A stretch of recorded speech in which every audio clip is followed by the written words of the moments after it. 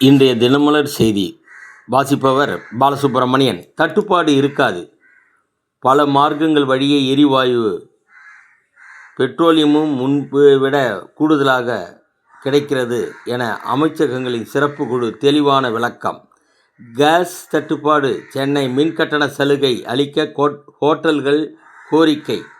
இதற்கு தமிழக அரசின் பதில் என்ன? போலீஸ் அணிவகுப்பு மரியாதையுடன் கவர்னர் ரவி அவர்கள் வழியனுப்பி வைப்பு. தமிழக பொறுப்பு கவர்னராக ராஜேந்திர அர்லேக்கர் இன்று பொறுப்பேற்கிறார். மீண்டும் சரிவு பாதையில் சந்தை. 5 லட்சம் கோடி ரூபாய் இழப்பு.